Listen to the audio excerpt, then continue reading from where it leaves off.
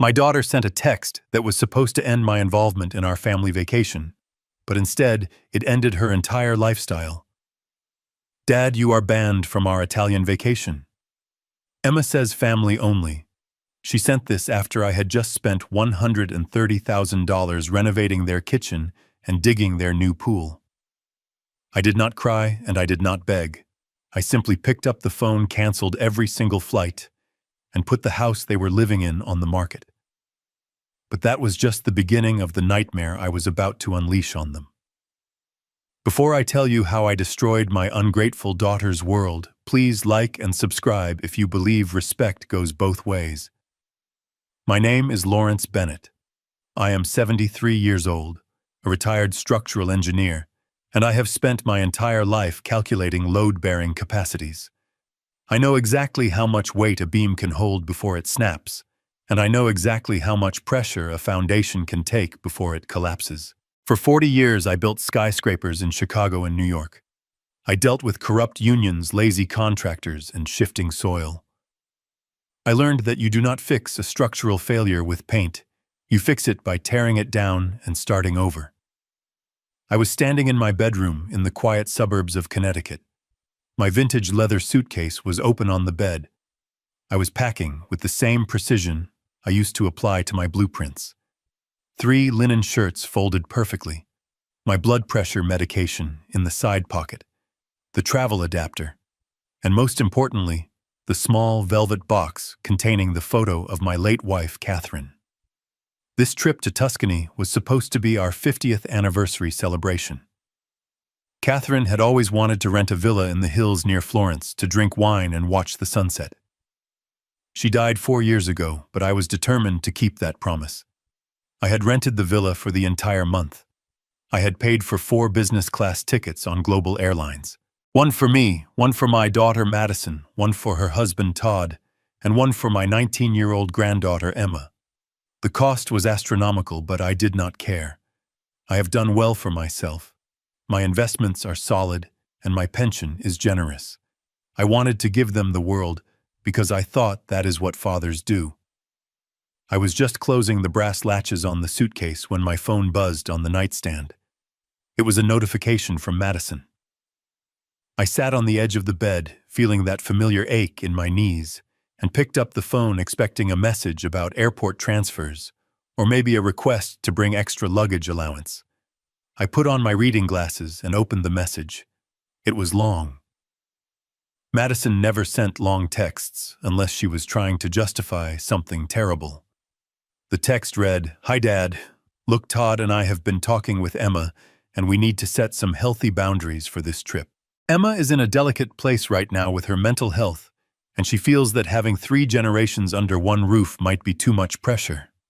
She really wants this to be a nuclear family bonding experience, just her and her parents. We think it is best if you sit this one out. We will FaceTime you from the villa and send tons of photos, I promise. We can do a separate dinner when we get back to the States. Love you, mean it." I read the message twice. Then I read it a 3rd time. I did not feel sadness. I did not feel the sting of rejection. What I felt was the cold, hard click of a switch flipping in my brain. It was the same feeling I used to get when I walked onto a construction site and saw that a contractor had used substandard steel. It was the realization that the structure was unsound. Nuclear family. That was the phrase that stuck in my throat. A nuclear family that I was financing. A nuclear family that lived in a house I bought. A nuclear family that drove cars I paid the insurance on. I stood up and walked over to my desk.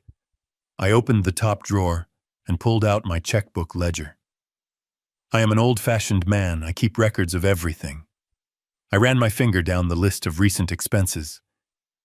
Just last Tuesday, I had signed a check for $130,000 to Miller Construction.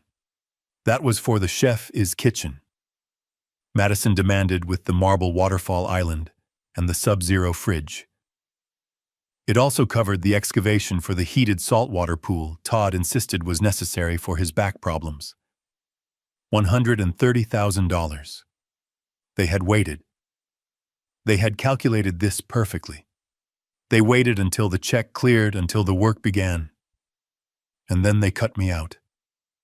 They wanted the villa I paid for, the flights I bought, and the house I renovated, but they did not want me. I was just the wallet. I was the silent partner in their life of luxury. I looked at the photo of Catherine on the dresser. She was smiling that soft smile that used to calm my temper. She would have made excuses for them. She would have said, "Larry, they are just young, let them have their time." But Catherine was gone, and with her went the buffer that protected them from my reality. I am a structural engineer. When a load-bearing wall is compromised, you do not paint over it. You remove the load. I sat down in my leather armchair and picked up my phone. I did not text Madison back. I did not call her to argue. I did not ask for an explanation. I dialed the priority number for Global Airlines. "Good afternoon, Mr. Bennett. How can I help you?" the agent asked. I spoke calmly. "I need to make a change to my upcoming itinerary for the flight to Rome tomorrow." "Certainly, sir. What would you like to change?" "I need to cancel the tickets for Madison Bennett, Todd Reynolds, and Emma Reynolds." The agent paused. "All three of them, sir. Are you canceling the entire trip?" "No," I said. "Keep the ticket for Lawrence Bennett. Just cancel the other three. And please ensure the refund is processed to the original form of payment, which is my American Express Centurion card. Do not issue travel credits to the passengers. Full refund to the purchaser." "Done, sir. The cancellation emails have been sent." "Thank you." I hung up. That was roughly $30,000 back in my pocket. But I was not done. The anger in my chest was cold and heavy. It was not burning, it was freezing. I scrolled through my contacts and found the number for Mike, the owner of Miller Construction. He was a good man, an honest contractor who had been working on Madison's house for the last week. Mike answered on the second ring. "Hey, Mr. Bennett, we are making great progress over here. The crew just finished digging the hole for the pool, and we are about to pour the concrete foundation for the outdoor kitchen." "Mike, stop working," I said. There was a silence on the line. "I am sorry, Mr. Bennett. What did you say?" "I said stop working immediately. Tell your crew to put down their tools." "Is everything okay, sir? Did we hit a pipe?" "No, Mike, everything is not okay. I want you to take the excavator you have in the backyard, and I want you to fill the hole back in." I could hear the confusion in his voice. "Sir, I do not understand. You want us to fill the pool hole? We just spent 3 days digging it. The rebar is already ordered." "I know, Mike. I am paying you for the time. Keep the deposit. Keep the materials fee. But I want you to fill that hole with dirt right now. Push all the dirt back in. Pack it down. And then I want you to tear out the new cabinets you installed in the kitchen yesterday." "Mr. Bennett, this is going to make a mess. Madison is going to flip out. She is getting ready for her trip. She is practically vibrating with excitement about this kitchen." "Madison is not going on a trip," I said, my voice flat. "And Madison does not own that house, Mike. I do. The deed is in the name of the Bennett Revocable Trust. I am the sole trustee. You work for me. Now fill in the hole." I heard Mike take a deep breath. He knew better than to argue with me when I used my job site voice. "Okay, boss. You write the checks. We will start filling it in now." I hung up the phone. I walked to the window and looked out at my own manicured lawn. I poured myself a glass of Scotch neat. My hand was steady. My phone buzzed again. It was a notification from my banking app. Refund processed, Global Airlines. $32,000. Then it buzzed again, and again. It was Madison. "Dad. Dad, are you there? Dad. I just got a weird email from the airline. It says our tickets are canceled." "Dad, pick up the phone." I took a sip of the scotch. It tasted like oak and smoke. I watched the screen light up with her panic. She was realizing that the ATM she called a father had just shut down. For years, I had let this happen. I had let Todd borrow money for business ventures that never launched.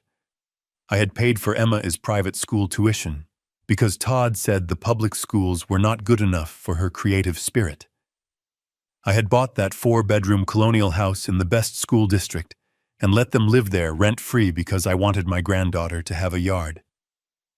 I had created monsters. I had insulated them from the consequences of their mediocrity. And now they thought they could discard me like an old rapper.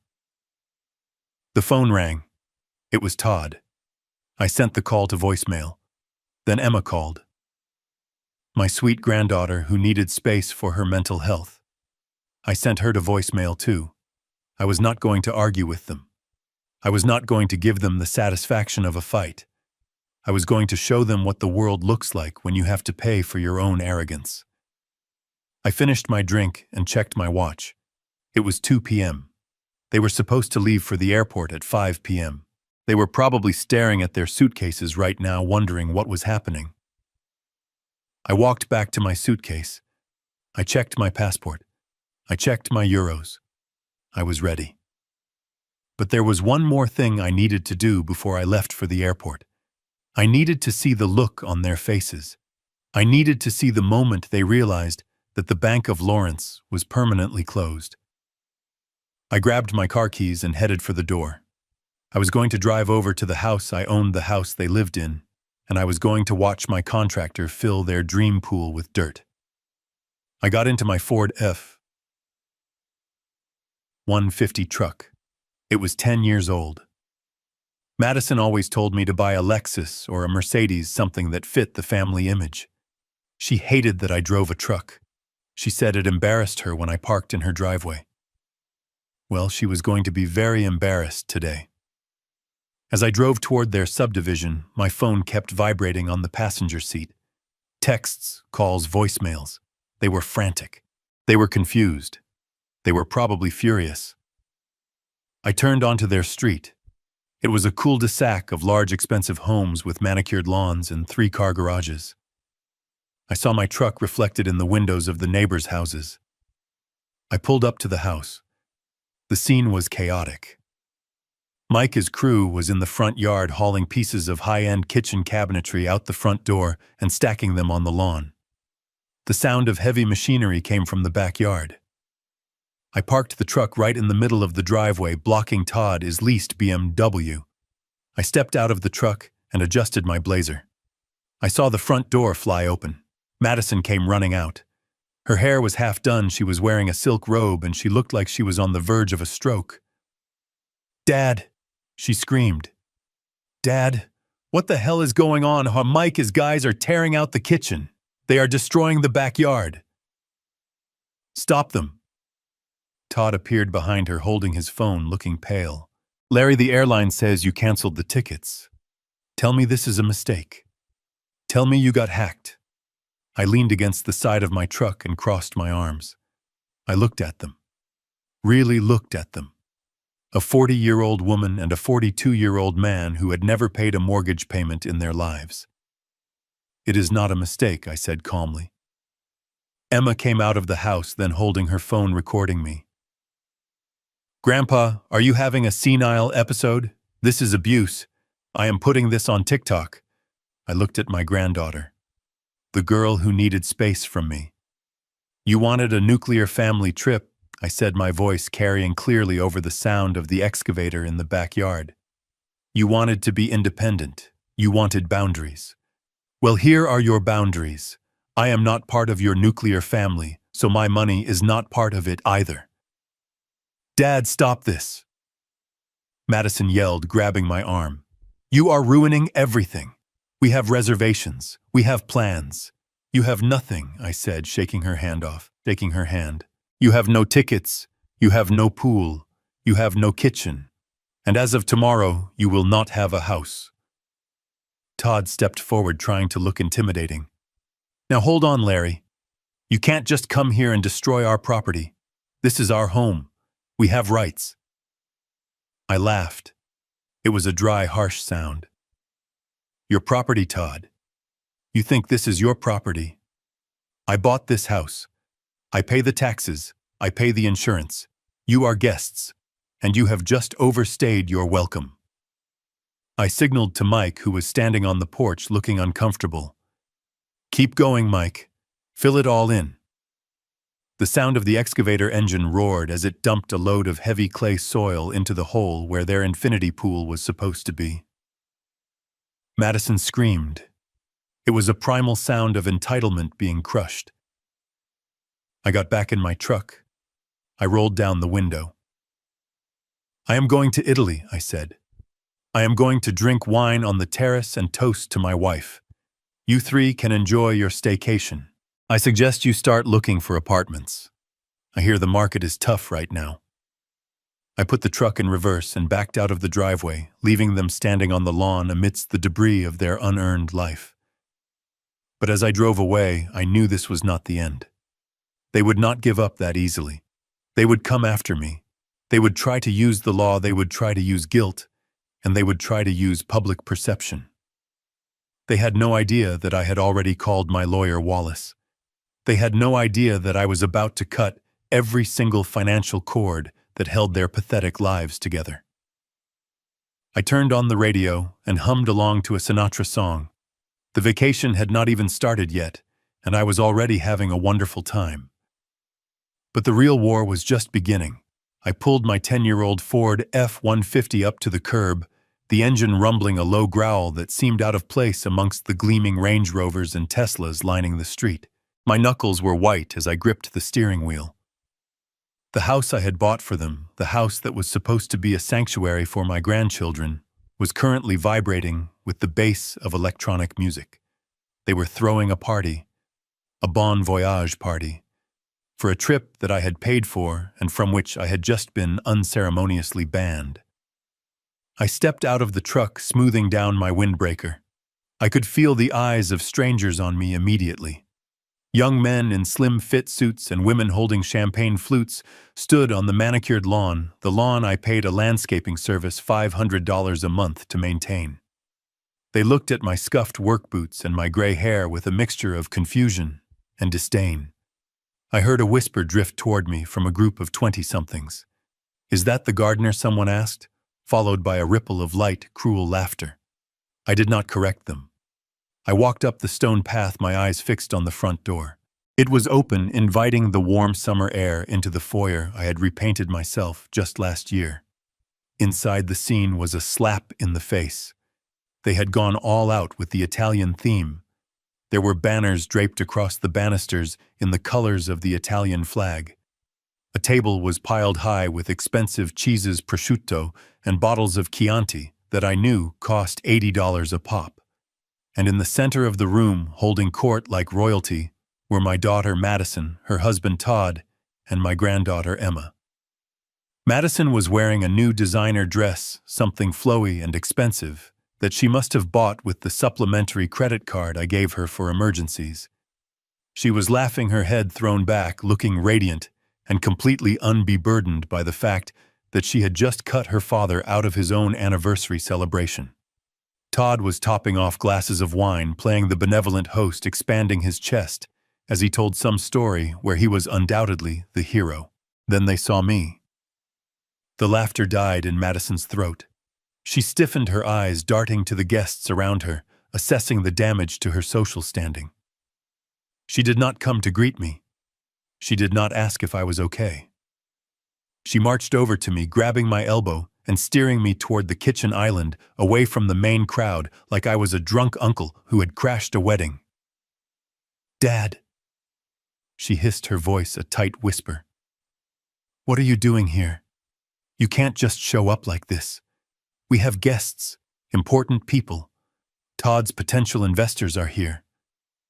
I looked at her, really looked at her. This was the girl I had taught to ride a bike. The girl whose tuition I had paid without question. "I received your text, Madison," I said, my voice steady but cold.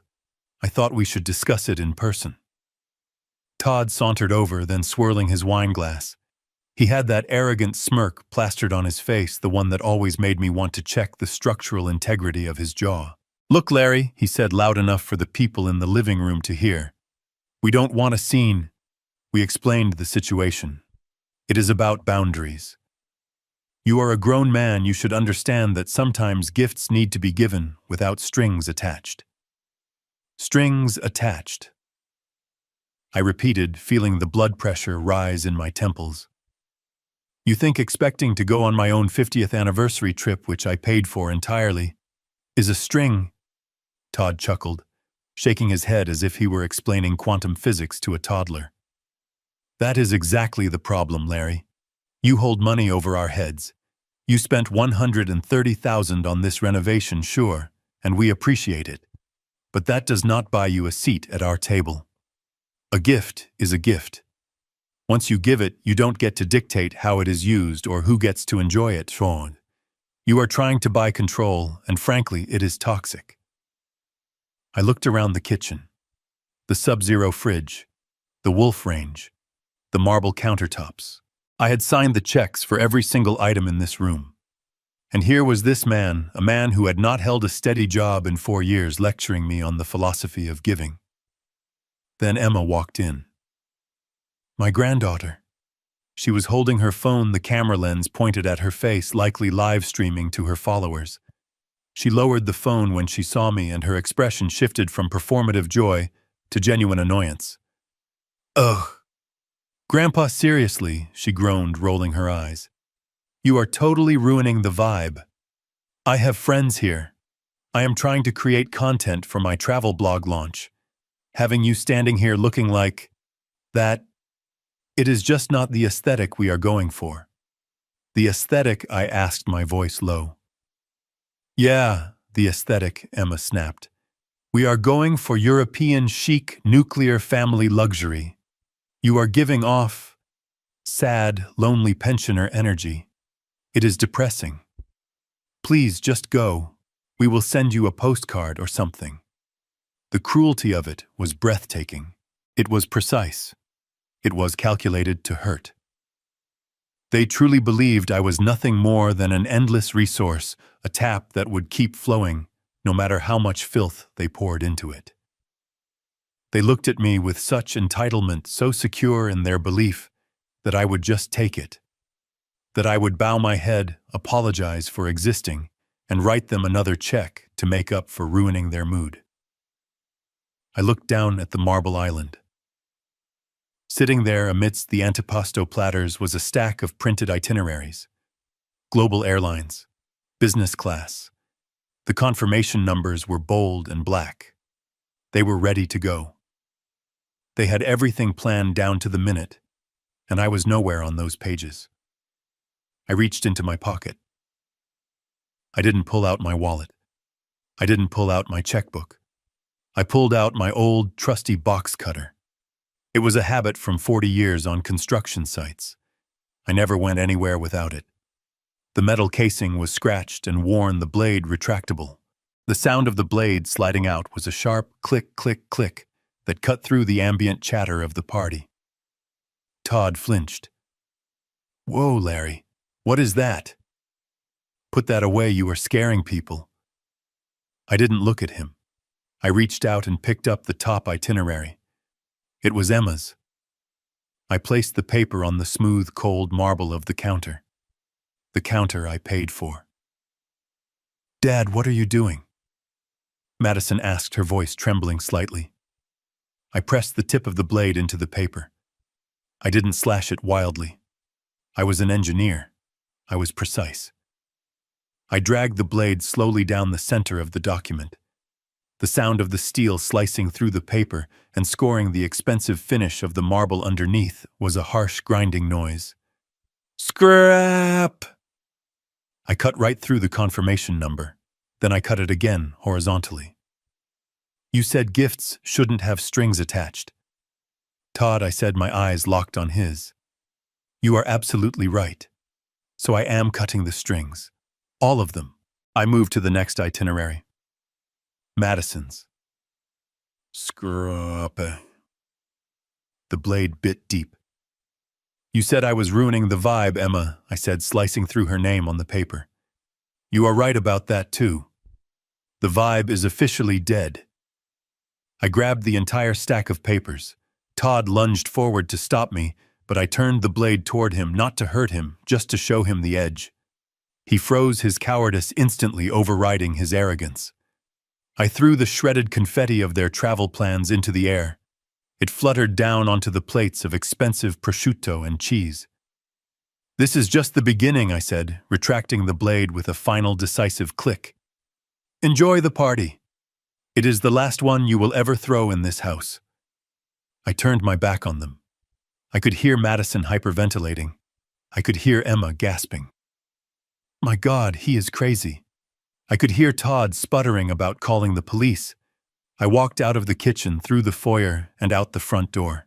The music was still thumping. The guests were still drinking my champagne, unaware that the host had just been structurally condemned. I walked past the expensive cars, past the judgmental stares of their friends, and climbed back into my Ford. As I started the engine, I didn't look back at the house. I didn't need to. I knew exactly what was going to happen next. I had analyzed the load, found the stress points, and now I was going to bring the whole thing down. The demolition had begun. I arrived back at my own house, a sanctuary of silence and order compared to the circus I had just left. My home was modest, but built with materials that lasted. Solid oak floors, brick walls, and triple-pane windows that kept the world at bay.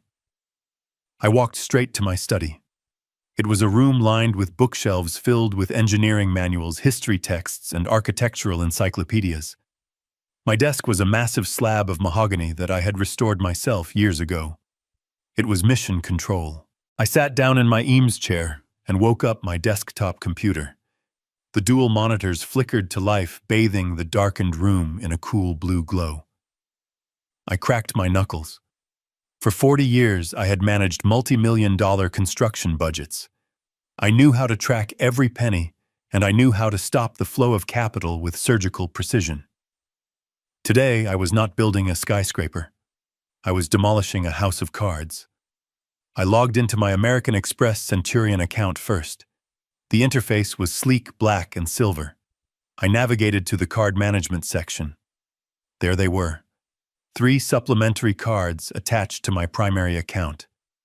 Madison Bennett, Todd Reynolds, Emma Reynolds. I clicked on Madison is card first to view the recent activity. My jaw tightened as I scrolled. $3,000 at a designer boutique yesterday. $400 at a high-end salon this morning. $800 at a liquor store for the party I had just crashed. They were spending my money to celebrate my exclusion. I did not hesitate. I selected the option to cancel the card. A dialog box popped up asking for the reason.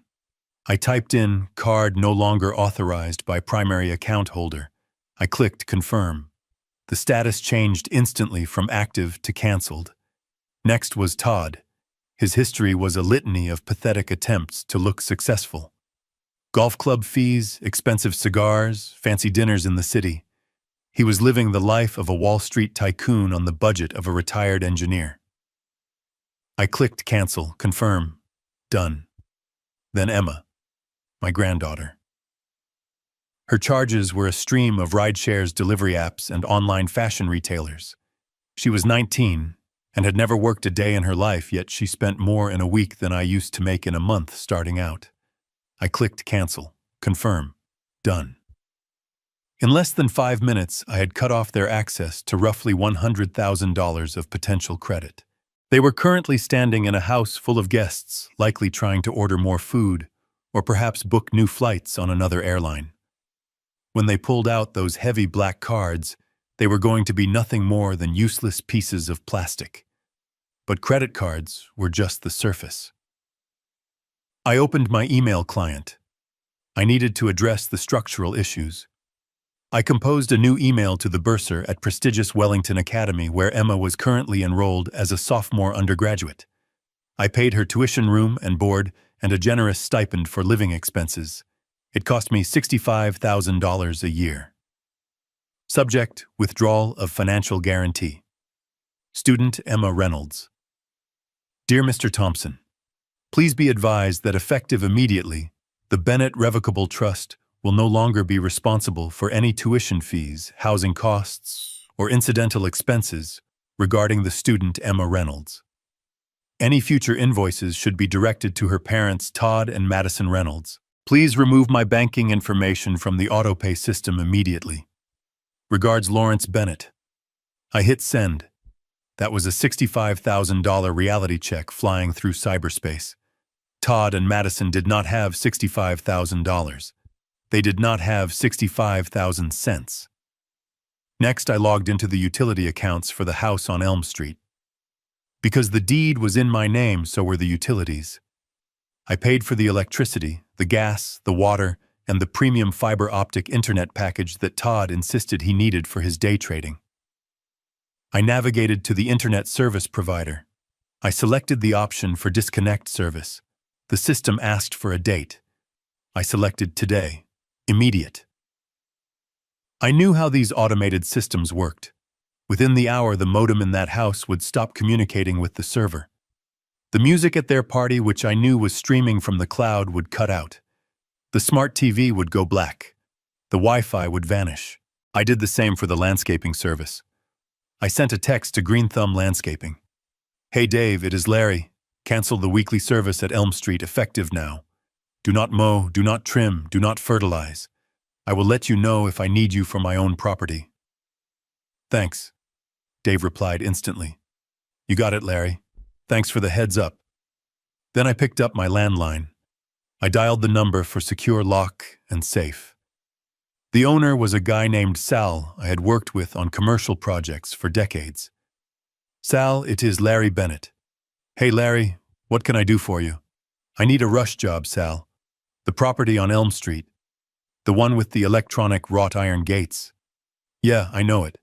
I need you to go over there tomorrow morning at 8 a.m. sharp. I need you to change the master code on the gate and rekey the front and back doors. Tomorrow morning. Is there a problem, Larry?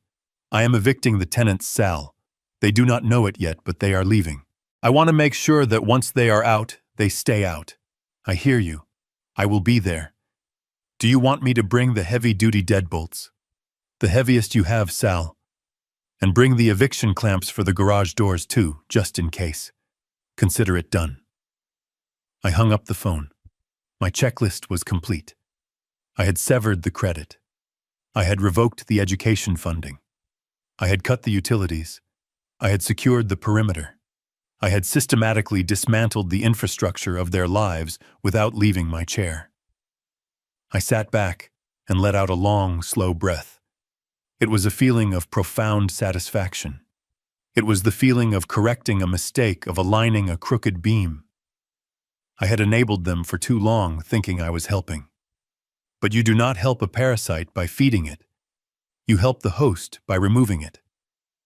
I stood up and walked over to the vintage record player in the corner of the room. I flipped through my vinyl collection and pulled out John Coltrane Is Blue Train. I placed the needle on the groove, and the smooth, complex notes of the saxophone filled the room. I walked to the small bar cart and poured myself a glass of Cabernet. It was a vintage I had been saving for a special occasion. This felt special enough. I sat down on the leather sofa, glass in hand, and looked at my cell phone, which I had left on the desk. It started to vibrate. First it was a text notification, then another, then a call. The screen lit up with Madison's name. I watched it buzz and dance across the polished wood of the desk. She was calling. Then she hung up. Then she called again immediately. Then a text from Todd popped up on the lock screen. Larry, the card is not working. We are at the liquor store trying to buy ice and the card says declined. Call the bank. Fix this, fix this. He still thought it was an error. He still thought I was his administrative assistant. Then a text from Emma. Grandpa, the Wi-Fi just died. I am in the middle of uploading a story. Did you forget to pay the bill? I took a sip of the wine. It was rich and full-bodied. The saxophone solo escalated, reaching a crescendo of chaotic beauty. My phone was now vibrating constantly, a relentless drumbeat of panic. They were realizing that the world was closing in on them. They were realizing that the air conditioning might be next. They were realizing that they had no money, no internet, and no plane tickets. I did not reach for the phone. I did not feel the urge to answer. I watched it buzz like an insect trapped in a jar. I imagined the scene at the house, the music stopping, the awkward silence as the guests checked their phones and realized the Wi-Fi was gone. Todd trying to swipe the black card again and again, sweating, as the cashier looked at him with pity. Madison frantically trying to call the airline again, only to find out she had no booking reference. It was a symphony of consequences, and I was the conductor. I closed my eyes and let the jazz wash over me. I thought about Tuscany. I thought about the villa I had rented, the one they would never see. I thought about the peace I would find there. Let them call. Let them text. Let them scream into the void. The Bank of Lawrence was closed, the customer service department had been disbanded, and the CEO was on vacation. I took another sip of wine and smiled. The demolition was proceeding exactly according to schedule. And tomorrow, when the sun came up, the real heavy machinery would arrive. I sat in my study, the silence of the room broken only by the faint hum of the air conditioning and the rhythmic tapping of my fingers against the side of my wine glass. I checked my watch. It was 5:30 in the afternoon. At this exact moment, 3,000 miles away from the peace I had reclaimed, the Bennett Reynolds clan would be arriving at John F. Kennedy International Airport. I did not need to be there to see it. I knew them better than they knew themselves. I knew their routine. I knew their arrogance. And I knew exactly how the next hour would unfold. I closed my eyes and pictured it. They would have taken a luxury SUV service, probably an Escalade that they charged to my account before I cut it off. They would pull up to the curbside check-in not for economy passengers, but for the priority access lane. They would have at least 6 suitcases. Madison never traveled light. She believed that packing was a competitive sport, and the more Louis Vuitton canvas you could stack on a cart, the higher your score. They would sweep through the automatic doors into Terminal 4, expecting the world to part for them. Madison would be wearing her oversized sunglasses indoors, pushing her chin up, looking down her nose at the families wrestling with strollers and the backpackers sleeping on the floor. She loved the airport because it was one of the few places where class stratification was explicitly enforced by velvet ropes and gold status cards. She loved walking past the long snake-like lines of regular people and stepping onto the plush red carpet of the business class counter. But today, that red carpet was going to turn into quicksand. I took a sip of my Cabernet, imagining the moment they approached the counter. I knew the agent would be polite. They always were. "Good afternoon, where are we flying today?" the agent would ask. Rome Madison would say, flipping her hair. "Global 1 business class, 3 passengers. And make sure we have access to the flagship lounge we need to grab a drink before boarding." She would hand over the passports. The agent would type on the keyboard. Click, click, click. And then the pause. I knew that pause. It is the silence of a system error. It is the moment when the computer says no. The agent would frown. She would type again, harder this time, as if force could change the digital reality. She would look at the screen, then look at Madison, then look at the screen again. "I am sorry, Ma," the agent would say, her voice dropping an octave. "I am not showing a valid reservation for these passports." "Excuse me," Madison would laugh, a high-pitched, nervous sound. "That is impossible. My father booked these months ago. Lawrence Bennett. Look it up under his name. We are on the same itinerary." The agent would type again. "Ah, I see Mr. Bennett here. He is confirmed in seat 4A. But the other passengers on this record. It shows here that the tickets were canceled and refunded to the original form of payment at 2:15 p.m. today." The silence that would follow that statement would be heavier than concrete. My phone on the desk suddenly lit up. It buzzed violently, dancing across the mahogany surface. It was Madison. I did not answer. Not yet. I wanted them to simmer. I wanted the reality to sink in. I imagined the scene escalating. Todd would step in then. He always did when he thought he could bully someone into submission. He would lean over the counter, invading the agent's personal space. "Listen to me," he would say, puffing out his chest. "There has been a glitch in your system. We have a villa waiting for us in Tuscany. We have non-refundable tours booked. You need to fix this right now. Put us back on the plane." "I cannot do that, sir," the agent would reply, her patience wearing thin. "The seats have been released. The flight is fully booked." "Then get us on the next one," Todd would demand. "First class. And I expect compensation for this stress." "Sir, if you want to purchase new tickets for the next flight, I can check availability, but you will have to pay the current fare." "Fine," Todd would snap, pulling out his wallet. "Just do it.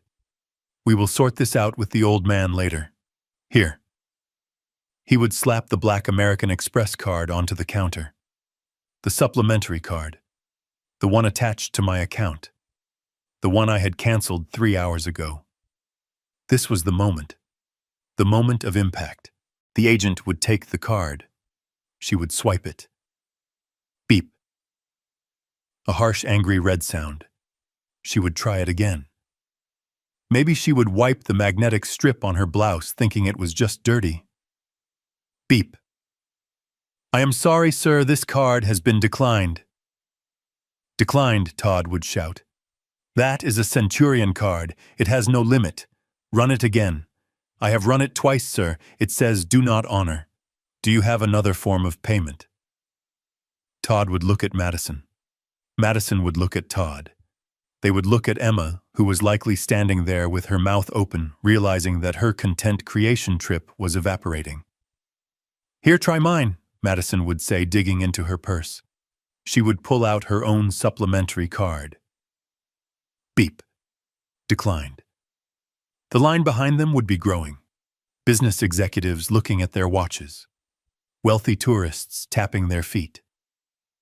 The whispers would start. Look at them. Trying to fly business class with no money. Probably scammers. The shame would be physical. It would start as a heat in their necks and rise to their faces. The agent would look at them, not with deference, but with pity. And pity to people like Madison and Todd was worse than hatred. "Sir Ma M, if you cannot pay for the tickets, I am going to have to ask you to step aside. You are holding up the line." My phone buzzed again, and again, and again. I picked it up. I swiped the green button. I didn't say hello, I just listened. Dad Madison screamed. The sound was distorted by the background noise of the airport announcements and the sheer hysteria in her voice. "Dad, pick up." "Oh my God," he answered. "Dad, what did you do?" "We are at the counter. They canceled our tickets. They said you canceled them, and the cards aren't working. We are standing here like idiots, and people are staring." I took another sip of wine. The jazz music was still playing softly in the background. "Hello, Madison," I said, my voice calm, level. "I assume you are at the airport." "You know we are at the airport," she shrieked. "Why did you cancel the tickets Todd is trying to pay, but the cards are declined? Fix this immediately. The agent is threatening to call security." I leaned back in my chair. I remembered her text message. "Nuclear family only." "There is nothing to fix, Madison," I said. "You sent me a message. You said you wanted a nuclear family vacation. You wanted boundaries. You wanted independence. That didn't mean cancel the trip," she yelled. "It meant you stay home." "Exactly," I said. "I am staying home. And since I am not part of the vacation, my money isn't either. I refunded the tickets because they were purchased with my funds. I canceled the cards because they are paid off by my funds. You wanted to be a nuclear family. Well, nuclear families pay their own way." "Dad, this isn't funny." Todd grabbed the phone. I could hear his heavy breathing. "Larry, listen to me. You have made your point." "Ha ha. Very funny. Now unlock the cards. The tickets are $10,000 each now because it is last minute. We need to buy them now or we miss the connection. Unlock the cards. Larry Todd. I said, my voice dropping to a tone I used to use when firing incompetent subcontractors. The cards are not locked. They are closed, terminated. You don't have a credit line anymore. What Todd gasped.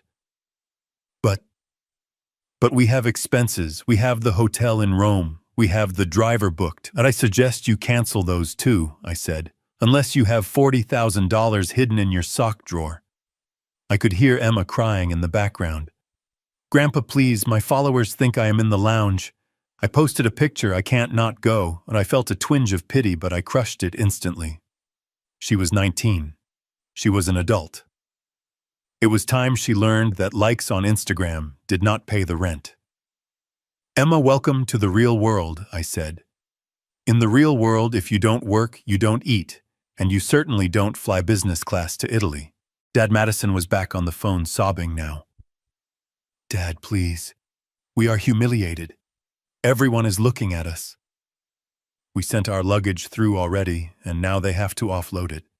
Please just buy the tickets. We will pay you back. I swear. Pay me back. I laughed dryly. With what, Madison? You don't have a job. Todd hasn't made a commission in 3 years. You are living on my charity and you just spit in my face. No. Then what are we supposed to do? She wailed. We are stranded at JFK. I looked at the clock on the wall. I checked the flight schedules earlier. Madison, I said, there is a budget carrier flying to Rome in about 4 hours. It is not direct. You have a layover in Iceland, and then another one in London. It is economy class only. No meals included. Economy, she whispered the word like it was a disease. Yes, I said. The tickets are about $600 each. If you scrape together whatever cash you have in your wallets, maybe pawn a watch or two, you might just be able to afford it. You want us to fly economy? With 2 stops, I want you to do whatever you can afford, I said. That is what independent adults do. They live within their means. Dad, you can't do this. I already did, I said. And Madison, what? She sniffled. Don't bother taking a taxi back to the house. Why? Because I changed the locks. I said. And by the time you get back from your imaginary vacation, the sheriff will be there with an eviction notice. I didn't wait for her response. I didn't want to hear the explosion. I pressed the red button ending the call. I placed the phone face down on the desk. The silence returned to the room. I imagined them standing there amidst the bustle of Terminal 4, the agent waving the next passenger forward, the security guard eyeing their pile of luggage suspiciously, the realization crashing down on them that they were not special. They were not elite. They were just 3 broke people with expensive tastes and no way to pay for them. Fly cheap, I whispered to the empty room, or don't fly at all. I poured myself another glass of wine. My own flight left tomorrow morning, first class, direct, and I intended to sleep the entire way. The next morning I drove into the city. The skyline was sharp against the blue sky, a grid of steel and glass that I had helped build. I knew the skeleton of this city. I knew which buildings would sway in the wind and which ones would stand firm for a century. I was on my way to see a man who understood a different kind of structure, the structure of the law. I parked my truck in the underground garage of a 50-story tower on 5th Avenue. I took the elevator to the 42nd floor. The doors opened onto a lobby that smelled of money and intimidation. This was the domain of Arthur Wallace. Wallace was not a family lawyer. He was not the kind of guy you called to write a simple will or handle a traffic ticket. Wallace was a corporate shark. He was the man you called when you wanted to hostilely take over a company or crush a union strike. He wore suits that cost $5,000, and he billed his time in 6-minute increments that cost more than most people earned in a day. I had kept Wallace on retainer for 20 years. He had handled my business contracts, my liability issues, and the formation of my estate. He was the only person on earth besides me who knew exactly how much I was worth.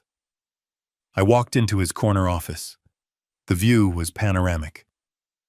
Wallace stood up from behind a glass desk. He was a tall man with silver hair and eyes like polished flint. "Lawrence," he said, shaking my hand. His grip was firm, dry. "You look like a man on a mission. I received your email about the trust modification." I sat down in the leather chair opposite him. "I am not just modifying the trust, Arthur. I am weaponizing it." Wallace raised an eyebrow. He sat down and tented his fingers. "Explain." I told him everything. I told him about the renovations. I told him about the exclusion from the trip. I told him about the scene at the airport and the credit cards. I told him about filling in the pool. Wallace listened without interrupting. He did not look shocked. He did not look sympathetic. He looked like a surgeon evaluating a trauma patient. When I finished, he leaned back. "So let me get this straight. You want to evict your daughter, her husband, and your granddaughter from the Elm Street property?" "Yes." "And you want to ensure they have no claim to any future assets in the Bennett Revocable Trust?" "Correct." Wallace nodded slowly. He tapped a pen against the glass desk. "Okay, let us look at the foundation, the house on Elm Street. Who is on the deed?" "I am," I said. "Or rather, the trust is the Lawrence Bennett Revocable Living Trust. I am the sole trustee. And what is the status of Madison and Todd living there? Do they have a lease? Do they pay rent?" "No lease," I said. "They have never paid a dime. I let them live their verbal agreement." Wallace smiled. "A predator is smile." "Excellent. In the eyes of the law, they are tenants at will. Actually, given that they do not pay rent and there is no contract, they are barely even tenants. They are licensees, guests who have overstayed their welcome. This makes things much easier." "How fast can we get them out?" I asked. Wallace pulled a legal pad toward him. "If they were paying tenants with a lease, we would have to give them significant notice. In this state, evictions can take months. But since they are essentially guests living on your charity, we can move faster. However, we still need to follow due process to avoid a wrongful eviction suit." "Todd strikes me as the kind of man who would sue his own shadow if he thought it had deep pockets." "He is," I confirmed. "So we serve them with a notice to quit," Wallace said, writing rapidly. "We give them 30 days. That is the standard. It is generous considering they pay nothing, but it makes you look reasonable to a judge." 30 days is too long," I said. "I want them out." Wallace held up a hand. "Patience, Lawrence. We play the long game. We serve the 30-day notice, but we add a clause for nuisance and waste." "Waste." Legal term, Wallace explained. "It means damage to the property. Did they alter the house without your written permission?" "They tore out the kitchen," I said. "They started digging a pool. I authorized the work verbally, but I never signed a contract allowing them to modify the structure. The contracts were between me and the builder." "Perfect," Wallace said. "We argue that their occupancy is causing damage to the asset. That gives us leverage. But here is the real trap, Lawrence. The revocable trust. Tell me, the beauty of a revocable trust, as you know, is that you retain total control during your lifetime. The assets are yours. The beneficiaries have no rights until you die. Madison and Todd might think they are entitled to that house because they have lived there for 10 years. They might think they have squatter's rights or some equitable interest. But the trust protects you. The trust owns the house. You own the trust. You can change the beneficiaries at any second. You can sell the assets at any second." "I want to sell it," I said. "I want a for sale sign on that lawn by Monday." Wallace nodded. As the trustee, you have the fiduciary duty to manage the trust assets responsibly. If the property is not generating income, and the occupants are costing the trust money in taxes and maintenance, you have a legal obligation to liquidate the asset. We frame this not as a father kicking out his daughter, but as a trustee making a sound financial decision. I like that, I said. It is cold. It is logical. It is bulletproof. Wallace agreed. I will draft the notice to quit immediately. I will have a process server deliver it to the house tomorrow morning. They are probably still stuck in New York or flying back, so we will tape it to the door and send a certified copy by mail. That starts the clock. Good. Wallace paused. He looked at me and his expression softening just a fraction. Lawrence, I have to ask, as your lawyer and your friend, are you sure about this? This is the nuclear option. Once we serve these papers, you are crossing a line that is very hard to uncross. They are your family. You are rendering them homeless. I looked out the window at the city below. I thought about the disrespect. I thought about the entitlement. I thought about the way they looked at me like I was nothing more than a checkbook with a pulse. I am not rendering them homeless. Arthur, I said, my voice steady. I am rendering them independent. Wallace sighed. It feels cruel, Lawrence. A judge might see it as vindictive. It is not punishment, I said, turning back to face him. It is education. Education. Yes. Look at them, Arthur. Look at what I created. Madison is 40 years old. She cannot balance a checkbook. She treats service staff like dirt. She thinks the world owes her a first-class seat. Todd is a leech who thinks he is a shark. And Emma, my granddaughter, she thinks her value comes from strangers on the internet. I did that. You did that, Wallace asked. I did. By protecting them. By cushioning every fall. By paying every bill. I built a structure with no load-bearing walls, Arthur. I built a life for them that has no integrity. If I die tomorrow and leave them that money, they will be destitute in 5 years. They will eat themselves alive. So you are cutting them off to save them. I am cutting them off to force them to build their own foundation, I said. They need to know what it feels like to carry their own weight. They need to know what it feels like to be cold so they can appreciate the heat. They need to know that a roof over your head is a privilege earned by sweat, not a right granted by birth. Wallace studied me for a long moment. Then he nodded slowly. Tough love. Structural reinforcement, I corrected. Very well, Wallace said. He typed a few commands into his computer. The printer in the corner whirred to life. Here is the plan, he said. We serve the notice to quit. We simultaneously file a petition to dissolve any implied tenancy. We also send a formal letter demanding repayment of the unauthorized credit card charges, that $130,000 you spent on the renovations.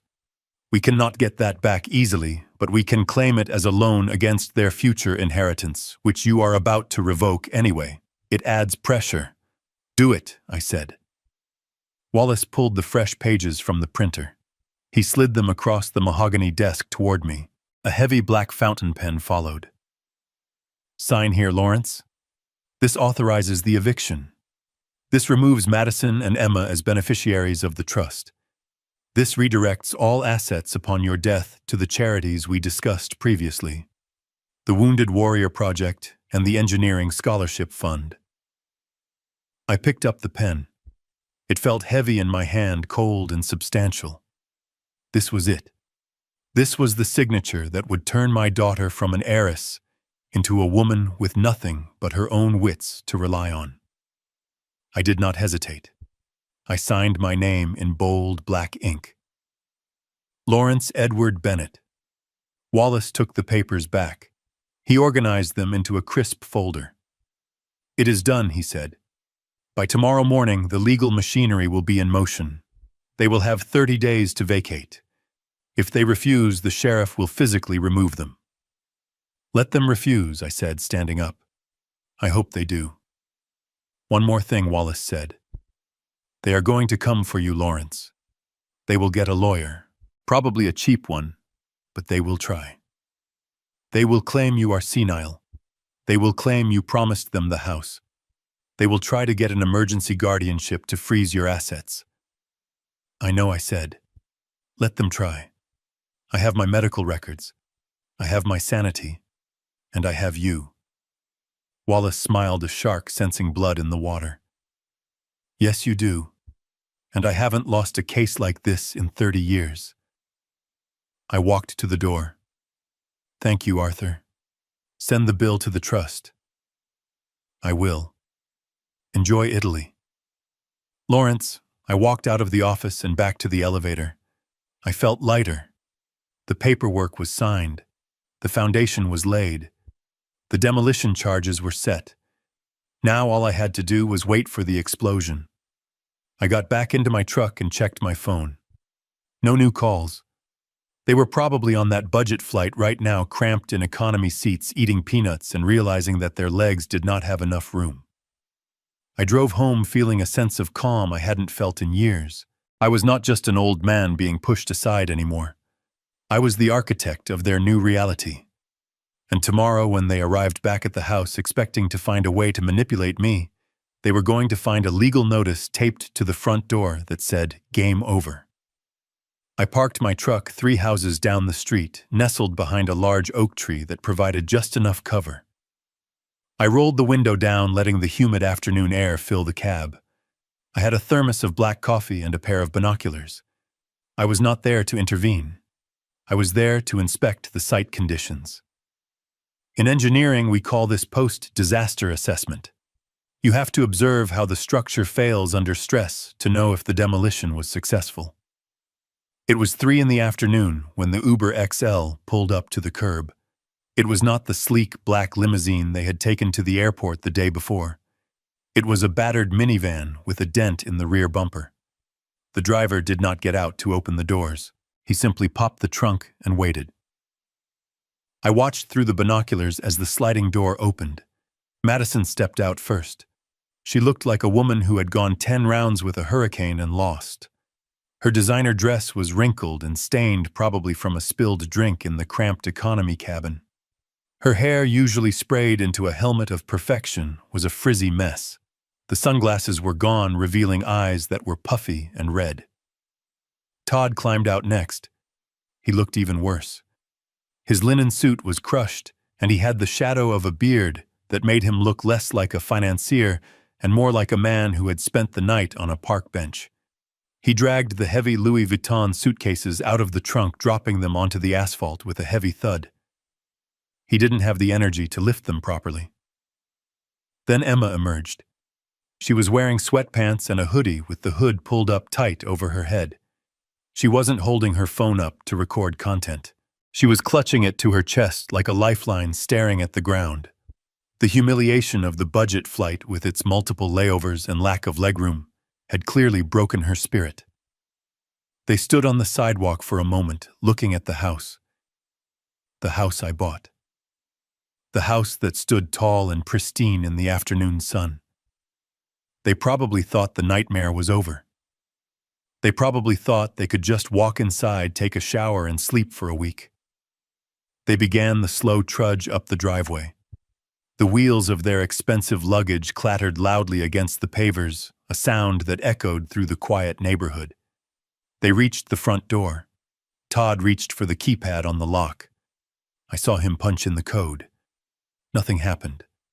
The light on the lock flashed red. He punched it again, harder this time. Beep, beep, beep. Red light. I took a sip of coffee. Sal, the locksmith, was worth every penny. "What is wrong with it?" Madison snapped, her voice carrying down the street. "Just open the door, Todd. I need to pee."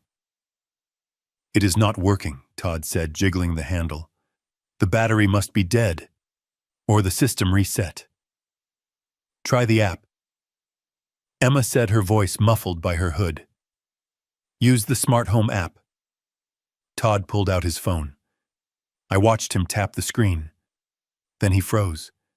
He tapped it again. He shook the phone. I disconnected the hub, I whispered to myself. There is no smart home anymore, Todd. Just a dumb house with a locked door. We are locked out, Todd shouted, kicking the bottom of the door. I cannot get in. Let us go around the back, Madison said. The patio door usually has a spare key under the planter. They left the pile of luggage on the porch and marched around the side of the house toward the backyard. I shifted in my seat, adjusting my view to catch the edge of the rear lawn. I couldn't see them directly when they went behind the fence, but I heard the reaction instantly. It started as a gasp, then a scream, a long, high-pitched shriek of pure horror that sent a flock of birds scattering from the trees. Oh my God. Oh my God. My pool. It was Madison. She had just seen the backyard. I imagined what she was seeing. Yesterday morning it had been a gaping hole full of promise, a symbol of her future luxury. Now it was a mound of ugly brown dirt mixed with rocks and clay. Mike's crew had packed it down tight. It looked like a fresh grave, a grave for their vanity. I heard Todd roaring a sound of impotent male rage. He filled it in. That psycho filled it in. They came storming back around to the front of the house.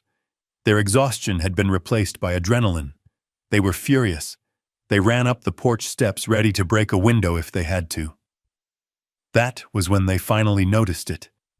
In their initial rush to get inside, they had missed the bright orange piece of paper taped to the center of the mahogany door at eye level. It was not a sticky note. It was a legal document, taped securely on all four corners with heavy-duty duct tape. Todd ripped it off the door, tearing the paper slightly. He held it up, his hands shaking.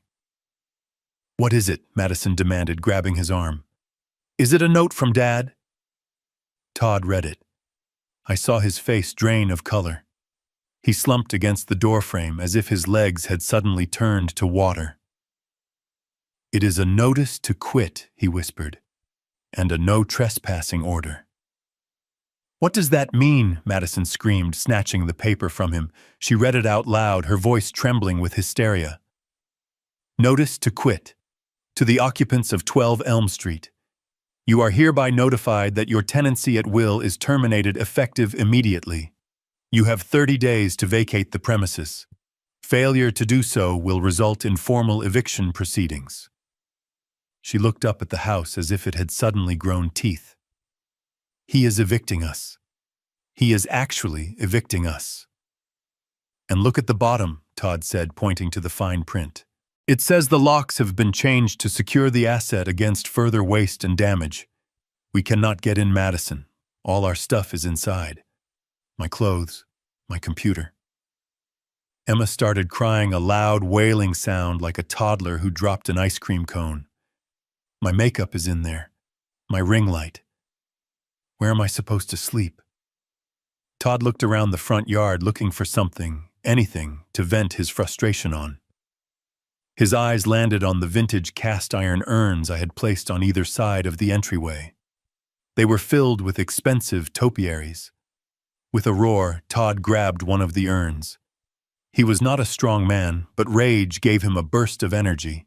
He lifted it and hurled it down the stairs. It shattered on the driveway, sending ceramic shards and potting soil exploding across the pristine pavers. He didn't stop there. He ran to the garden bed and started ripping out the hydrangea bushes I had planted 3 years ago. He was tearing them out by the roots, throwing them onto the lawn, kicking the dirt, screaming obscenities that would make a sailor blush. "Larry, I know you are watching. Come out here, you coward. I will kill you." I sat in my truck, calm and detached. I took another sip of coffee.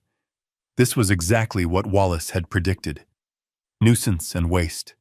He was destroying the property in plain sight. He was digging his own legal grave. Across the street, the front door of the Gable residence opened. Mrs. Gable, the neighborhood watch captain, stepped out onto her porch. She was holding her phone horizontally, filming the entire scene. I saw Emma notice her. The realization hit her like a physical blow. She wasn't controlling the narrative anymore. She was the content. Stop filming, Emma shrieked, pulling her hood down further. Stop it! You cannot film us. This is private property. It is not your property anymore, honey, Mrs. Gable shouted back, her voice dripping with suburban judgment. And you are disturbing the peace. I am sending this to the Homeowners Association group chat right now. Emma collapsed onto the pile of luggage, burying her face in her hands. Madison, meanwhile, had pulled out her phone. She wasn't calling me. She was dialing 3 digits.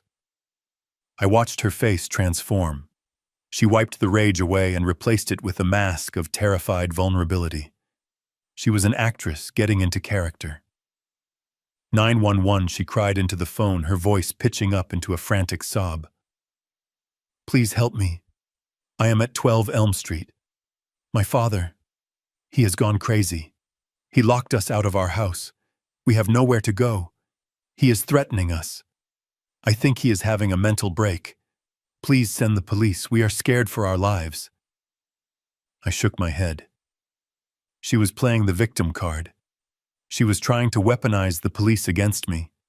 She thought that if she cried hard enough, the officers would break down the door and let her back into the kingdom.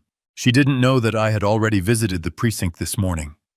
She didn't know that I had shown the desk sergeant the deed to the house, the eviction notice, and the medical report from my doctor, proving I was of sound mind. I had warned them that a disgruntled tenant might try to file a false report. I watched as she hung up the phone, hugging herself, and looking around nervously, as if expecting me to jump out of the bushes with an axe. Todd was still kicking the remains of the planter, panting heavily, his face a mask of sweat and dirt. They sat down on their suitcases in the middle of the driveway, a pathetic island of luggage in a sea of their own destruction. They waited for the police, expecting a rescue squad. I started the engine of my truck. I didn't turn on the lights. I backed slowly out of my spot, keeping the noise to a minimum. I had seen enough. The inspection was complete. The subjects were volatile, destructive, and delusional. As I drove away, I saw the flashing blue lights of a patrol car turning the corner. They were about to have a very interesting conversation with the officers, and it wasn't going to end with them sleeping in their beds tonight. I drove toward the highway. I had a flight to catch in the morning, a real flight, to a place where the wine was aged and the people knew the value of respect. Let them sleep on the lawn, I thought. The forecast called for rain. I was sitting in my study nursing a second glass of wine and listening to the rain begin to tap against the window pane when the doorbell rang. It was not a polite social ring. It was a heavy, authoritative pounding that demanded attention. I checked the security monitor on my desk. Blue and red strobe lights were bouncing off the wet pavement of my driveway. There were 2 patrol cars and an unmarked sedan parked behind my truck. I saw Madison standing on my porch. She was flanked by 2 uniformed officers and a woman in a beige raincoat holding a clipboard. Madison was putting on the performance of a lifetime. She was wringing her hands hunched over as if carrying the weight of the world, and I could see her mouth moving rapidly, likely spinning a tale of woe and dementia. I did not panic. I stood up, smoothed the lapels of my smoking jacket, and walked calmly to the front door. I checked my reflection in the hallway mirror. I looked like a retired engineer enjoying a quiet evening, not a raving lunatic. I opened the door. "Good evening, officers," I said, my voice level and welcoming. "Can I help you?" Madison let out a choked sob and pointed a shaking finger at me. "There he is," she cried, turning to the woman with the clipboard. "See? He looks normal, but he is not. He is having an episode. He doesn't know what he is doing. He destroyed our house. He left us on the street. You have to help him. You have to take him into custody for his own safety." The lead officer, a burly man with a name tag that read Sergeant Miller, stepped forward. He had his hand resting near his belt, not on his weapon, but ready. "Sir, I am Sergeant Miller from the precinct. This is Ms. Jenkins from Adult Protective Services. We received a 911 call regarding a domestic disturbance and a potential mental health crisis. We need to come inside and ask you a few questions. Of course, Sergeant, I said, stepping back and holding the door open. Please come in. It is a nasty night out there. Ms. Jenkins, would you like some tea? I just brewed a fresh pot of Earl Grey. Ms. Jenkins looked surprised. She blinked rain from her eyelashes. She was expecting a hoarder's nest or a violent outburst. Instead, she walked into a pristine foyer with polished oak floors and the faint scent of lemon polish. Thank you, Mr. Bennett. That would be nice. They filed into my living room. Madison came last, hesitating on the threshold. She looked around my house with greedy eyes. This was the mothership. This was where the real assets were kept. She probably was already measuring the walls for new art. I gestured for them to sit on the Chesterfield sofas. I poured tea for Ms. Jenkins and water for the officers. I did not offer Madison anything. She remained standing, pacing nervously behind the sofa, playing the role of the distraught daughter. He is dangerous, she whispered to Ms. Jenkins. He keeps weapons. He used a box cutter to destroy our plane tickets. He hired thugs to vandalize the backyard. He thinks he is going to Italy tomorrow, but he doesn't even have a passport. He hid it. He is confused. Ms. Jenkins scribbled on her clipboard. She looked at me over her glasses. Mr. Bennett, your daughter claims you have been exhibiting erratic behavior, aggression, memory loss, financial recklessness. She claims you evicted her and her family from their home without notice and destroyed property. Can you explain your side of the story? I took a sip of my own tea. It was hot and calming. I set the cup down on a coaster. Ms. Jenkins, I appreciate your diligence. Elder abuse is a serious issue, and I am glad the state takes it seriously. However, what you are witnessing here is not a mental health crisis. It is a temper tantrum. Madison gasped. See? He is paranoid. He thinks we are against him. I ignored her. I reached under the coffee table and pulled out a thick leather binder. I had prepared it weeks ago, anticipating this exact moment. I am an engineer. I prepare for failure points. I slid the binder across the table to Sergeant Miller. Inside that binder, Sergeant, you will find a few documents of interest. The first is a notarized letter from Dr. Theodore Evans, my primary care physician, and a neurologist at Mount Sinai. I had a full cognitive evaluation 3 days ago. Miller opened the binder. He read the letter. His eyebrows went up. He says here you scored 30 out of 30 on the cognitive assessment. Patient is fully oriented, lucid, and displays above average executive function. Exactly, I said. I am not senile. I am not confused. I know exactly what day it is. It is Tuesday. I know who the president is, and I know that my daughter is trying to weaponize your department to regain access to my bank account. Madison stomped her foot. That doctor is a quack. Dad probably paid him off. Look at what he did to the house. He filled in our pool. I turned to the next tab in the binder. Ms. Jenkins, if you would look at the property deeds. The house at 12 Elm Street is owned by the Bennett Revocable Trust. I am the trustee. I authorized renovations, and when I realized the tenants were damaging the property financially and emotionally, I authorized the cessation of those renovations. It is my property. I can fill in a hole if I want to. But you evicted us without notice, Madison shrieked. We have rights. Sergeant Miller turned the page. Actually, Ma'am, here is a copy of a notice to quit, dated today, filed with the court clerk. And here is an affidavit from the neighbors stating you have never paid rent. In this state that makes you a guest, not a tenant. Mr. Bennett has the right to revoke that invitation at any time, especially if there is evidence of waste or nuisance. I leaned forward, clasping my hands. But the most important document is in the back, Ms. Jenkins. Since we are talking about financial recklessness and the need for a conservatorship, which is clearly what my daughter is aiming for, let us look at the numbers. I pointed to a spreadsheet printed in landscape mode. It was color-coded. This is a summary of my credit card statements for the last 12 months, I said, my voice hardening. The highlighted charges were made by authorized user Madison Bennett. Ms. Jenkins leaned in her eyes, scanning the rows. $5,000 at Saks Fifth Avenue, $3,000 at a med spa, $2,000 at a Michelin star restaurant, totaling $115,000 in 1 year, I said. While I live here quietly drinking tea and driving a 10-year-old truck. I looked at Madison. She had stopped pacing. She was pale. I cut them off today, I explained to the officers. I stopped the flow of money. And suddenly I am senile. Suddenly I am a danger to myself. It is a classic pattern, isn't it? The abuser projects their actions onto the victim. Ms. Jenkins closed the clipboard. The click was loud in the silent room. She looked at Madison with a gaze that had shifted from sympathy to professional suspicion.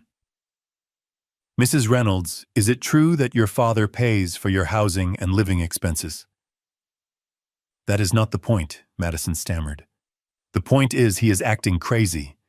He stranded us at the airport. Because you tried to use a card that wasn't yours, I said. Sergeant Miller stood up. He handed the binder back to me. Mr. Bennett, you seem to have your affairs in order. This looks like a civil dispute regarding property and tenancy, not a police matter, and certainly not a reason for an involuntary psychiatric hold. But you cannot leave him here, Madison cried, grabbing the sergeant's arm. He is going to leave the country. He is going to Italy. He is abandoning us. Sergeant Miller pulled his arm away gently, but firmly. Ma, your father is a free adult. If he wants to go to Italy, he can go to Italy. And frankly, if I were him, I would go too. He turned to me. We apologize for the disturbance, sir. We have to investigate every call. I understand, Sergeant. You are doing your job. Miller turned back to Madison. His face was stern now, the cop face that brokered no arguments. Ma, I need to warn you. Misusing the 911 system to resolve family arguments is a crime. Filing a false report claiming someone is a danger to themselves when you know they are not is also a crime. It wastes our resources, and it could have led to your father being hurt if we had come in here expecting a violent individual. Madison shrank back. But if we have to come back out here tonight because you are harassing him. Miller continued, his voice dropping lower. I will be arresting you for filing a false report and for trespassing. Do you understand? Madison nodded, mute with shock. She looked at me, her eyes wide with betrayal, as if I were the one who had called the cops on her. Ms. Jenkins stood up as well. Mr. Bennett, I will be closing this file as unsubstantiated. However, I will be making a note in our system about this visit. If there are future reports from this individual, we will view them with extreme skepticism. And Mrs. Reynolds, I suggest you look into financial counseling. Elder financial abuse goes both ways. They escorted Madison to the door. She looked back at me one last time. I sat on my sofa sipping my tea, unmoving. I did not smile. I did not gloat. I just looked at her. Get out of my house, Madison, I said softly. She turned and fled into the rain. The officers nodded to me and closed the door. I heard the patrol cars start up. I watched the blue and red lights fade from the window. The house was quiet again. The only sound was the rain. I picked up the binder and placed it back under the coffee table. It was a good binder. It had held the weight of the truth, and it had crushed her lies without me even having to raise my voice. I checked my watch. It was late. I had an early flight. I walked to the kitchen and rinsed my teacup. I looked at the empty spot on the counter where Madison used to leave her keys when she came to ask for money. That spot would stay empty now. I went upstairs to my bedroom. My suitcase was waiting. My passport was on the nightstand. Tomorrow I would be in the air, and Madison would be explaining to her husband why the police didn't arrest me, but threatened to arrest her instead. I turned off the light and lay down in the dark, listening to the rain washing away the filth of the day. I slept like a baby. I settled into the leather seat of the first-class cabin as the plane reached cruising altitude. The flight attendant placed a glass of vintage Dom Perignon on my tray table, but I barely noticed. My attention was focused on the iPad propped up against the window shade. I was connected to the in-flight Wi-Fi, which cost more for the duration of the flight than Madison likely had left in her checking account. I was not checking the stock market or reading the news. I was logging into a secure server hosted in the Cayman Islands. Most people knew me as a retired structural engineer who lived in a nice but modest house in Connecticut. They saw the Ford truck and the flannel shirts and assumed I was comfortable but simple. They had no idea about the architecture of my wealth. I did not just build skyscrapers, I built layers of asset protection. 10 years ago, my wife Catherine was diagnosed with the illness that would eventually take her. We had always talked about Italy. We talked about the light in Tuscany, the way the sun hit the stone farmhouses in the late afternoon. I decided I was not going to wait for retirement. I liquidated a portion of my portfolio that I had managed quietly for decades, and I flew to Italy alone. I scouted the region for a week until I found it. A 17th-century farmhouse on a hilltop overlooking a vineyard near Siena. It was crumbling. The roof was sagging and the plumbing was non-existent. To anyone else, it was a ruin. To me, it was a project. It was a promise. I bought it for cash. But I did not put my name on the deed. I created a shell company called Caterina Holdings LLC, registered in a jurisdiction that prioritized privacy. I spent the next 2 years restoring it remotely, hiring the best local artisans to rebuild the stone walls and install modern amenities while keeping the rustic soul of the place intact. I installed a heated infinity pool that looked out over the olive groves. I built a chef's kitchen that rivaled the best restaurants in Florence. I presented it to Catherine on our 45th anniversary. We spent 3 summers there before she passed. It was her happy place. It was our sanctuary. Since her death, I had rented it out occasionally to high-net-worth individuals just to cover the maintenance costs and keep the staff employed, but I always blocked out this month for family. I had told Madison and Todd that I had rented a villa. I let them believe I was paying some landlord $10,000 a week. It was a test. I wanted to see if they would appreciate the gesture or if they would just consume it. They failed. Now, 30,000 feet in the air, I opened the administration portal for Caterina Holdings. There was a notification in the inboxes, marked urgent. It had arrived 40 minutes ago, just as my plane was taxiing for takeoff. I clicked on the message. The sender was Madison Reynolds. The subject line read, "Urgent booking issue payment verification." I took a sip of champagne and began to read. To the management of Villa Caterina. My name is Madison Reynolds. My father, Lawrence Bennett, made a reservation for our family for the entire month of July, commencing tomorrow. I am writing to inform you of a slight administrative mix-up regarding the payment. I paused. An administrative mix-up. That was what she called getting cut off for being a parasite. I continued reading. My father is an elderly man, and unfortunately his mental state has been deteriorating rapidly in recent weeks.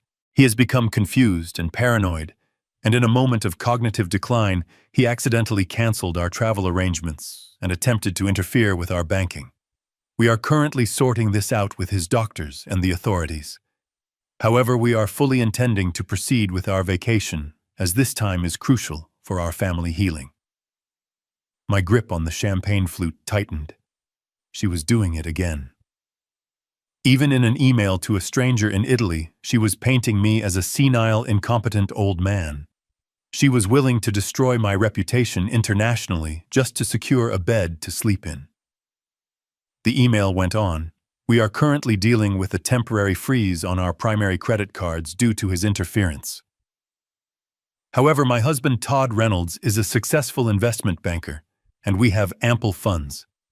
We are requesting that you hold our reservation. We will arrive a day or two late as we are rebooking our flights, but we will pay the full balance in cash or via wire transfer upon arrival. Please confirm that the villa is ready for us. We need the master suite prepared and the pool heated to 85 degrees. Thank you for your understanding during this difficult family medical crisis. Sincerely, Madison Bennett Reynolds. I stared at the screen. The audacity was breathtaking. She was broke. She was sitting in a house she had been evicted from with no plane tickets and no money, and she was trying to con a luxury villa in Italy into letting her in on credit. She was lying about my health, lying about Todd, his job, and lying about their ability to pay. Todd had not been an investment banker for 4 years. He was a day trader who lost money faster than he made it, and Madison did not have ample funds. She had my credit card number, which was now dead. I set down my glass. I cracked my knuckles. It was time to reply.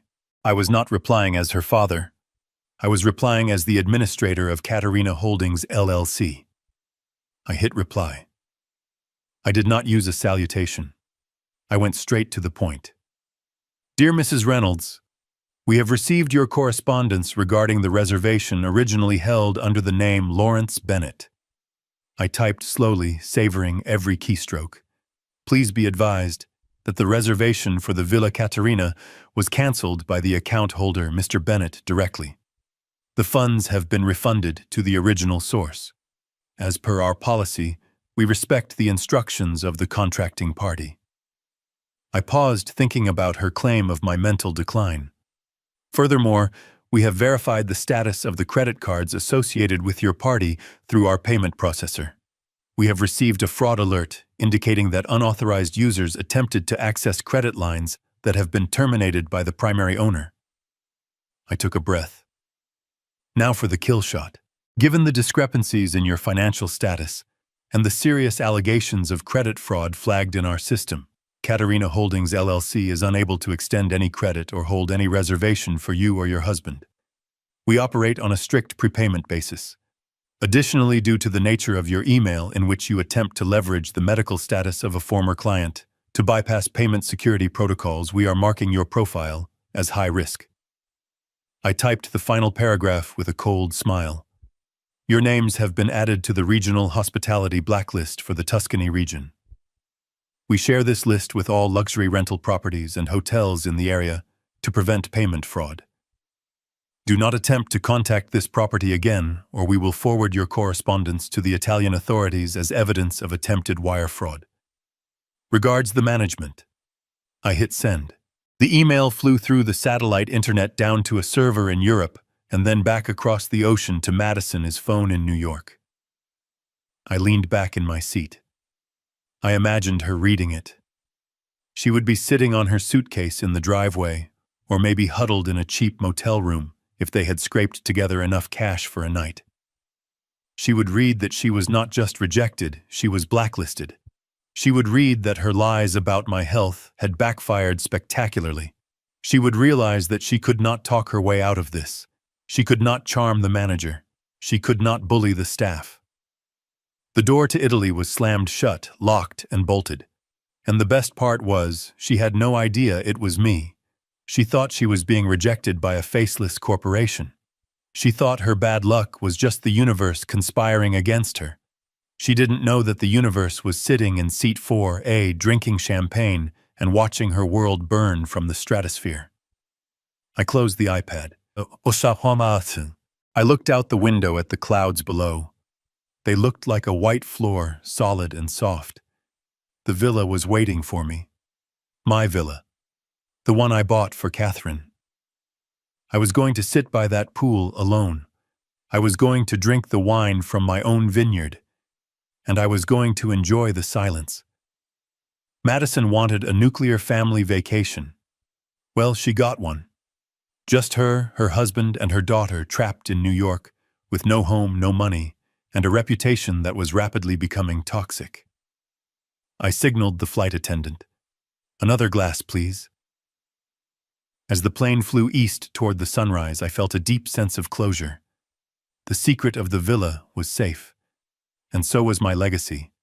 They would never set foot on that property. Not while I was alive. And thanks to the documents I had signed with Wallace yesterday, not after I was dead either. I sat on the terracotta terrace of my villa in Tuscany, the evening sun casting long golden shadows across the olive groves. The air smelled of cypress and rosemary, a stark contrast to the sterile atmosphere I was watching on my laptop screen. I was attending the emergency guardianship hearing via a secure video link. It was 10 in the morning in New York, and the fluorescent lights of the family court made everyone look pale and sickly, especially Todd. He sat at the plaintiff's table next to a man in a suit that was 2 sizes too big. His lawyer was a man named Mr. Pendergast, who looked like he advertised on the back of a bus. Todd was sweating. I could see the sheen on his forehead, even through the pixelated feed. Madison sat in the gallery behind him, wringing her hands, looking like she wanted to be anywhere else. I took a sip of my Brunello and adjusted the volume. I was not just a spectator, I was the target, but I had never felt safer. Beside me, virtually speaking, was Arthur Wallace. He stood in the courtroom looking like a lion who had just wandered into a petting zoo. His suit was impeccable. His posture was relaxed, and he had a file folder in front of him that looked heavy enough to crush a skull. Your Honor, Pendergast began, his voice shrill and performative. We are here today because Mr. Lawrence Bennett is in immediate danger. His mental faculties have deteriorated rapidly. In the last 48 hours, he has engaged in destructive manic behavior. He destroyed his own property, filling in a swimming pool that was under construction. He stranded his family at an airport due to a paranoid delusion about finances. And now he has fled the country, abandoning his dependents without resources. We are asking for an emergency temporary guardianship to freeze his assets and ensure his physical safety. I watched Todd nod vigorously, trying to look like the concerned son-in-law. He was playing the part of the reluctant hero stepping up to save the old man from himself. It was nauseating. The judge, a woman named Honorable Justice Holloway, looked at the screen. Mr. Bennett, can you hear us? Loud and clear. Your Honor, I said into my microphone, my voice calm and steady. I am currently enjoying a glass of wine in my home in Italy. I assure you I am quite safe, and my only delusion was believing my son-in-law was capable of earning a living. Todd jumped up. See? See how he talks? He is aggressive. He is not himself. Sit down, Mr. Reynolds, Judge Holloway snapped. She turned her gaze to Wallace. Mr. Wallace, do you have a response to these allegations? Wallace stood up slowly. He didn't look at Todd. He looked directly at the judge. Your Honor, this petition is not an attempt to protect Mr. Bennett. It is a weaponized legal maneuver designed to cover up financial crimes and secure access to funds that the petitioner has no right to. We move to dismiss this petition with prejudice, and we have evidence to submit that will explain the true motivation behind Mr. Reynolds' sudden concern for my client is mental health. The judge raised an eyebrow. Financial crimes, Mr. Wallace. Those are strong words in a guardianship hearing. They are accurate words, Your Honor, Wallace said. He picked up the heavy file. He walked to the bench and handed a document to the bailiff, who passed it to the judge. He then walked over to the plaintiff's table and dropped a copy in front of Todd. Todd looked at the paper. I saw his eyes go wide. I saw his throat work as he swallowed a lump of pure terror. What is this? Your Honor, Wallace asked rhetorically, turning to the courtroom. This is a loan application submitted to First National Bank 6 weeks ago. It is a request for a home equity line of credit in the amount of $50,000 against the property at 12 Elm Street. Madison gasped in the gallery. She hadn't known about this. Wallace continued, his voice like a hammer striking steel. The property, as we have established, is owned by the Bennett Trust. The only person authorized to borrow against it is the trustee, Mr. Lawrence Bennett. However, if you look at the signature line on page 4, you will see what appears to be Lawrence Bennett's signature. I zoomed in on the feed. Todd was shaking. He was gripping the edge of the table so hard his knuckles were white. Wallace pressed the button on the presentation remote, and the document appeared on the courtroom screens. Now, Your Honor, my client is an engineer. His signature is precise, angular, and consistent. This signature, however, is shaky. It loops in the wrong places.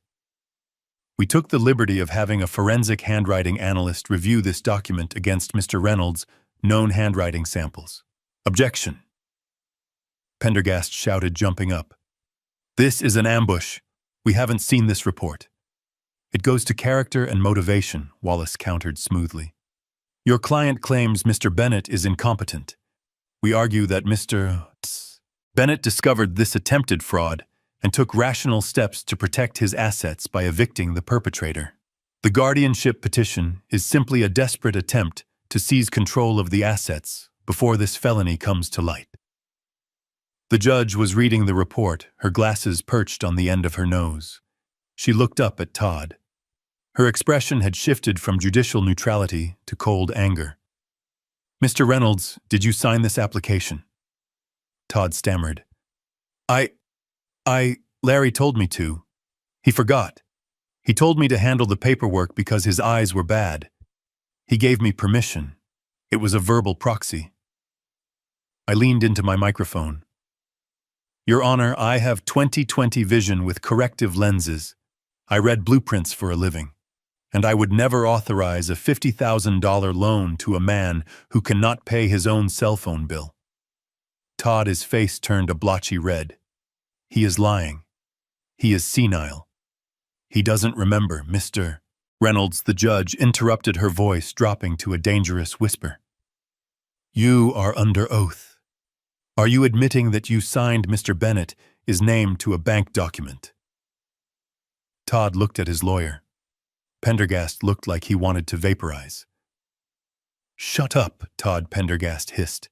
Invoke the fifth. But Todd was too panicked to listen. He promised me the house. He said it was ours. I needed the money for investments. He is my father-in-law. It is family money. So you committed forgery, Judge Holloway said.